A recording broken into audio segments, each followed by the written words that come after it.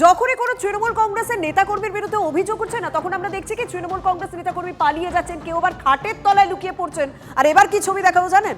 শাড়িকে ঢাল করে লুকিয়ে বাঁচার চেষ্টা করছেন তৃণমূল নেতা। শাড়ি স্তূপের মধ্যে সেধিয়েছিলেন, কিন্তু শেষ রক্ষা হলো না।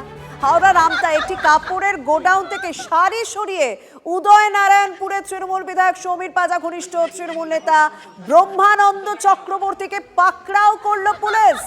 অভিনব পন্থায় লুকোনোর চেষ্টা করেছিলেন, শাড়ি স্তূপের ভেতর ঢুকে গিয়েছিলেন। না, পুলিশকে কোনো রকম চোখে ধুলো দেওয়া যায়নি। শাড়ি স্তূপ সরিয়ে ওই তৃণমূল নেতাকে গ্রেপ্তার করা হয়েছে। বিস্তারিত জানাবেন আমাদের প্রতিনিধি এই মুহূর্তে সুব্রত সঙ্গে রয়েছেন।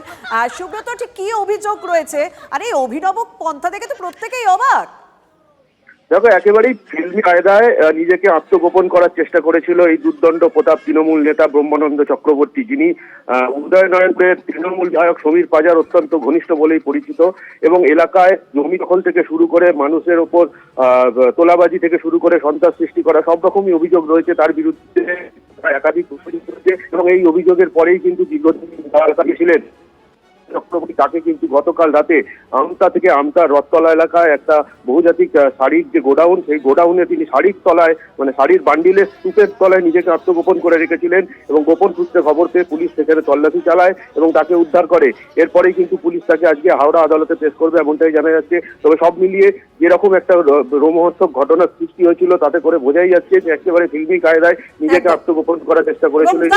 যথেষ্ট কাজ করেছে নিজের লুকিয়ে থাকার জন্য, কিন্তু না, সেভাবে পুলিশকে এড়ানো যায়নি। পুলিশ সেই শাড়ির স্তূপে শাড়ি সরিয়ে ওই ব্রহ্মানন্দ চক্রবর্তীকে গ্রেপ্তার করে। ধন্যবাদ।